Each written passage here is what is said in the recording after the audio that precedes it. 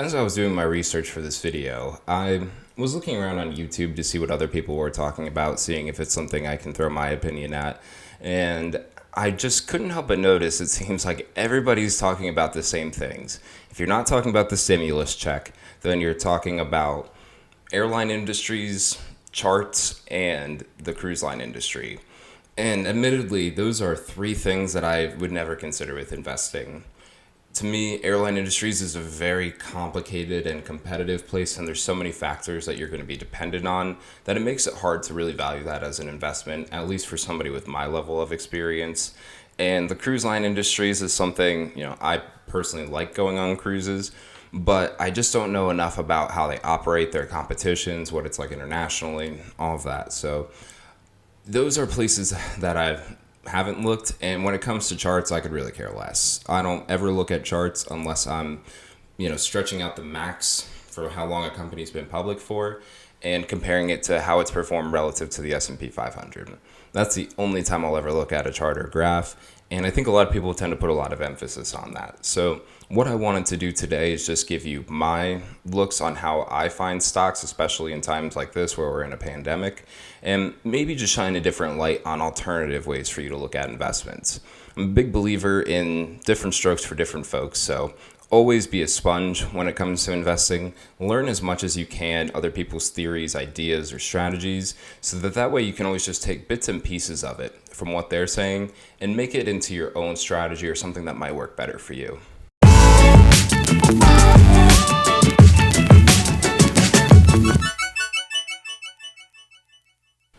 Hey everyone, and thanks for joining me. My name's Matt, and I'll start off by saying I'm very sorry if I sound funny or look tired or anything like that. It's a pretty rough day when it comes to allergies, but really wanted to make sure I got this video out to you today or as soon as possible. So, as I mentioned in the intro, what I wanted to talk about today is how I'm looking at companies or how I'm considering stocks that I'm going to buy during this pandemic. But as most of you know, I'm a long-term investor. So also, not only am I going to buy it now, but how am I going to look at it in the future? And if it's something that's either worth adding just to my watch list or getting it into my portfolio as soon as possible.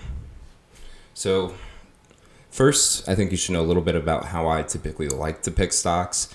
And usually I don't. I stick to ETFs and mutual funds almost exclusively.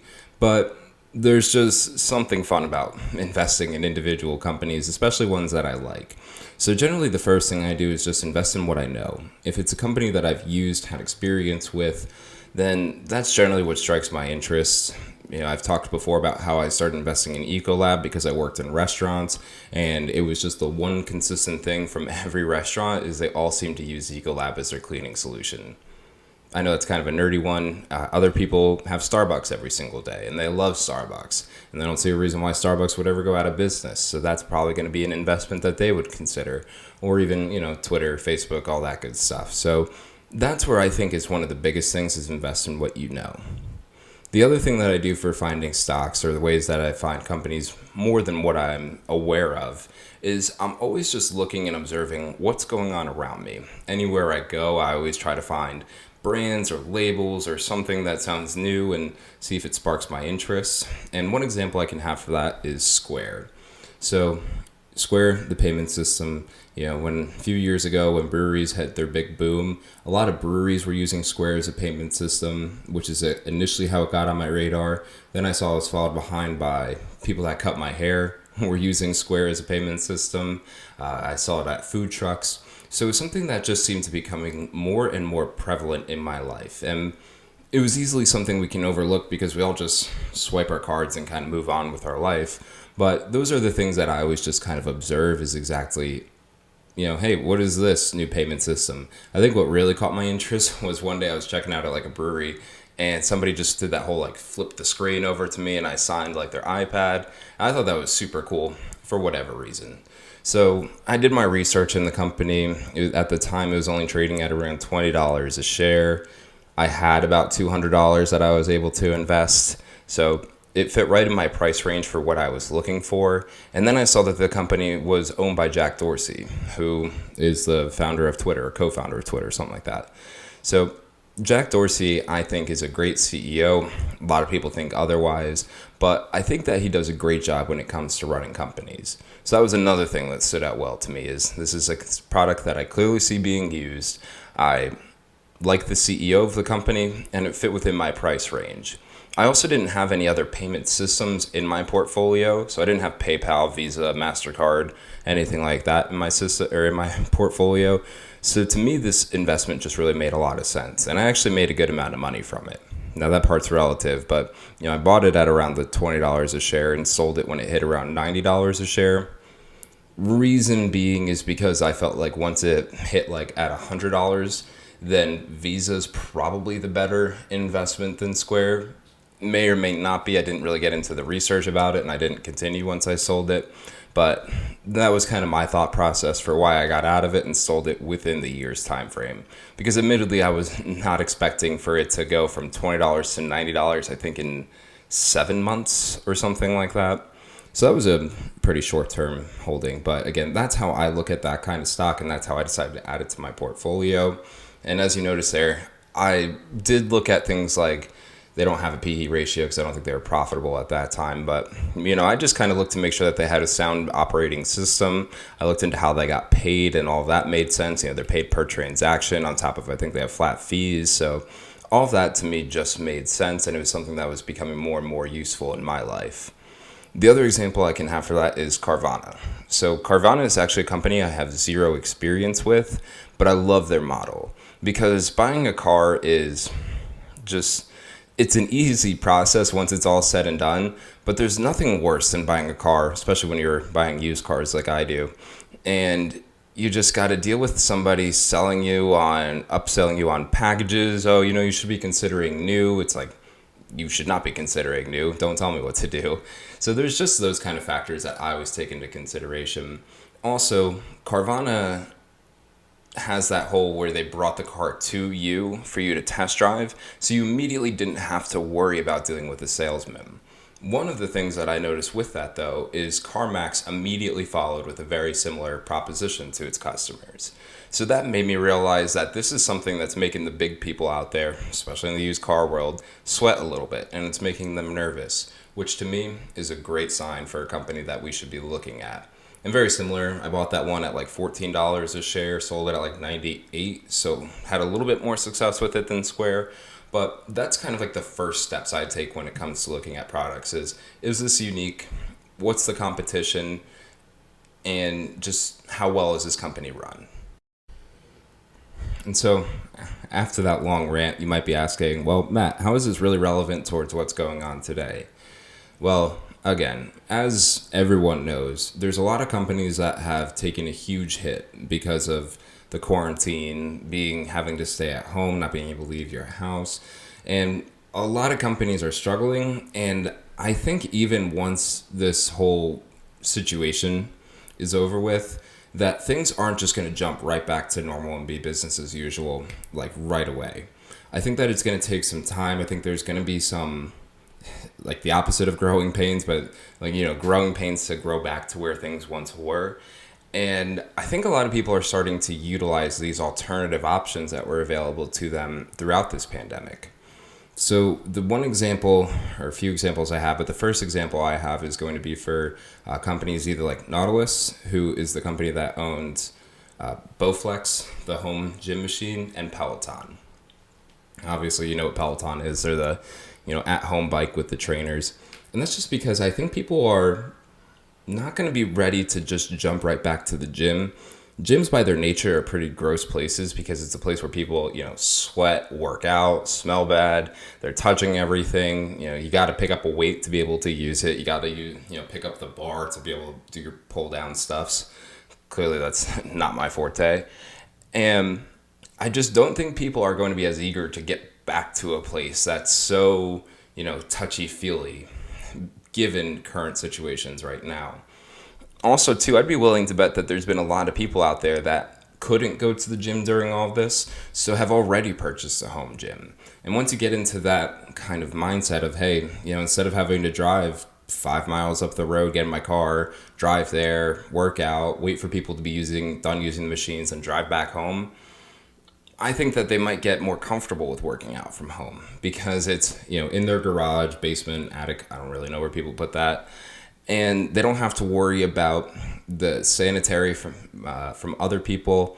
They can do it a lot easier. It's less time consuming, and it's a little bit harder to say I don't feel like working out when it's literally just a room right next to you. It's so much easier to say I'm not going to the gym today when you actually have to take the time to go to the gym and come back from the gym.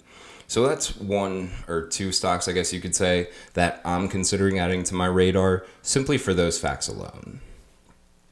The other one that I'm considering, which is totally contradicting towards what everybody else is looking at, is Winnebago, the RV company. Yeah, real shocker. But it's because I don't think people are, again, going to be willing to jump onto something like a cruise boat right after this is over. Now, cruise lines, side note, are doing a fantastic job of offering incentives, making sure people are continuing to book their cruises and how they're getting people on there with like the additional spending money. But I personally don't think people are going to want to be in such a confined environment where if this had like a second outbreak, like some pandemics have had in the past, that they're going to be stuck in the middle of the ocean in such tight quarters, not at home, or just not able to really separate themselves from anybody and be basically a sitting duck to get sick. Where a company like Winnebago, you're in the comfort of your own RV. So even if you were to get locked down in the middle of a national park or something, you still have your own quarters. You have your own space where you and your family can know you're safe because you're almost detached from everything else. You'd have to go outside and travel to get to somebody else. And especially in a country like America, where it's so easy to travel across such a large distance. And, if you haven't traveled America, it's a beautiful place. So I think people might even want to be staying local. I had a friend that got stuck in Peru when all this started, and he was stuck there for about 3 weeks. And to me, that sounds incredibly scary. The idea of being stuck in another country, not knowing their laws, not knowing how, what rights they have for people that are in their country. I wouldn't have handled it as well as he did. He did a great job handling that whole situation, being stuck in Peru. But again, I think that's something that people are going to think about is if there's any news around there being some form of a sickness out there, people are going to cut back immediately on their traveling, and rightfully so. Where if you're traveling in, again, something like an RV, you're in the comfort of almost being in something like your own home. So I think that might be where people are looking towards. Admittedly, my one gripe with RVs is I don't think after this is all said and done, people are going to just have a spare $40,000 to put into an RV. So maybe if there's like a rental version of RVs, that might be an avenue worth looking into as well. And the last example that I really have today is streaming services, and more specifically Disney Plus. Disney Plus just hit 50 million users on their platform, which I don't think they were planning to hit until 2023 or something along those lines. So they've done a great job of capturing the market. Everybody loves Disney, and also with Disney owning things like ESPN, when sports are back on, people are going to have these subscriptions and they're probably very excited to have like their sports back. So having ESPN is going to be a great benefit for them. And something like Disney or Netflix does a great job of coming out with content that's going to really grab the viewers' attentions. Of course, as you've noticed, when Netflix first started, they were rapid fire coming out with new programs. That's slowed down, but that's slowed down simply because now they have their audience. When you have a new platform like Netflix was, it was really the first one for these streaming services, they really need to make sure that they had enough content that at least one of the shows out there is something that people would talk about to get the word out there. Disney's already got their whole platform of Disney movies, which almost everybody loves, so they didn't need to be as quick for coming out with that content, but they had things like The Mandalorian to really drive people to that platform.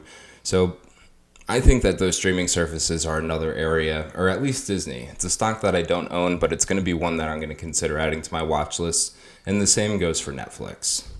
So once I've kind of found the companies that I'm considering purchasing, from there my next step is going to be to look more in depth at these companies. So really I want to know who's their competition, do they have an advantage over them, how well is the company run, what are their goals looking for in the future, who's running the show at this company, and just how financially sound or if they're putting their money in the right places are what I'm going to look at before making that decision. So none of this really has to do with like charts or even ratios or anything like that, because I'm really, I guess, like a qualitative investor. I just invest in companies that I feel are quality companies. And a lot of times too, maybe I gave poor examples here, but you can look at companies like Disney or Amazon, and you've seen that they've been able to hold up well during other economic recessions or downturns. And so knowing that these companies have already had experience with these kind of downturns and still came out on top is always encouraging for me as the investor, because something like Nordstrom right now would be incredibly scary to hold on to as an investor, because first off, people aren't really buying high-end clothing right now. I'm sure somebody is, but it's not like you can even go into their stores. Also, they have to face the fear of Amazon. So those are companies that I think are going to maybe potentially crash and burn. And so I'm going to look at the ones that are going to sustain this whole turn well, because obviously they're going to be positioned well. And if they did it once, they might be able to do it again. And that's just kind of an overview on my strategy on how I start to look at stocks, especially in times like this. You don't need a computer for that. You don't need really anything until you start doing the research part. But you just need to have an open mind and see what people are using, see what's common, what has a good solution to a problem you might have. And then you could start to take a look at the numbers. But a little bit of a hot take here. Graphs are never going to give you that information. I really don't care what anybody says. Yeah, there's trends and you can always see, and then people will say, oh, 95% of the time this is going to happen. I simply just don't care about that. I don't think it's a great way of looking at stocks. So sorry if that offended anybody here. And I guess with that said, we'll go ahead and wrap up. Basically where this video is going to lead to, though, is I was considering maybe adding like a segment of like a watch list Wednesday.